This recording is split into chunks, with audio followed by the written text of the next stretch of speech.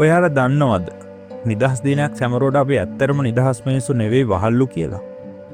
අපි මොනවයින්ද නිදහස් වෙලා තියෙන්නේ? මොනවයින් නිදහස් වුණත් අපි හිතින් නිදහස් අයද? ඔබ තුලින් ඔබ නිදහස්ද? හිතට වහල් වෙලා නැද්ද? අපි කැමතිද අපේ හිතින් දුක් විඳ ඉන්න? නෑ නේද? අනිත් අයගේ වැඩ හින්දා අපි කොච්චර කේන්ති අරන් තනියම විඳවනවද? අනිත් අය ගැන වෛරය අපින්ම හදාගෙන කොච්චර තනියම විඳවනවද? අනිත් අයගේ හිත විදවලා කොච්චර පසුතැවෙනවද? අනිත් අය අපිට වඩා ඉගෙන ගද්දි දියුණු වෙද්දි තනියම ඊර්ෂ්‍යාව හදාගෙන නිදිමරාගෙන කොච්චර හිතින් දුක් විඳනවද අපි? අතීතේ වැරදුත්තන් ගැන හිතා අනාගතය ගැන ඕනෙවට වඩා හීනමවාගෙන කොච්චරනම් හිතින් පීඩාවට පත් වෙනවද අපි?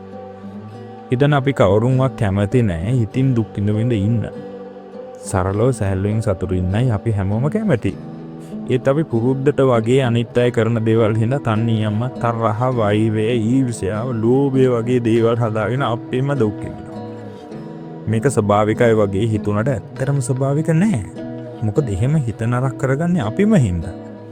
මේකෙන් ගොඩ එන්න කරන්න තියෙන්නේ සුළු දෙයයි. තරහ, වෛරය, ඊර්ෂ්‍යාව, ලෝභය වගේ දේවල් හිතට ආපු ගමන් කරන්න තියෙන පළවෙනි වැඩේ නොකර ඉන්න.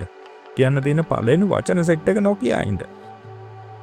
මුලින්ම මේවට ප්‍රතිචාර දක්වන එක ප්‍රමාද කරන්න. පස්සේ ඒවට ප්‍රතිචාර දැක්වීම නවත්තලම දාන්න. ඔයා මානසික වහල් බවෙන් මිදුණා වගේ දැනෙන දවසක් ඒවි. එදාට නරක හැඟීම් වලට දක්වන්න හිතන පල්ලමෝ නරක ප්‍රතිචාරයට ප්‍රතිවිරුද්ධ ප්‍රතිචාරයක් දක්වන්න පුරුදු කරන්න. බයින්න හිතුනොත් හිනාවෙන්, හිත රිද්දන්න හිතුනොත් හිත හදන්න මොනවා හරි කිය. ඊර්ෂ්‍යාවක් හිතුනොත් උදව්වක් කරන්න. එදාට ඔයාට දැනේ හිතෙන් විතරක් නෙවෙයි මුළු ලෝකෙම ඔයා නිදහස් වුණා වගේ.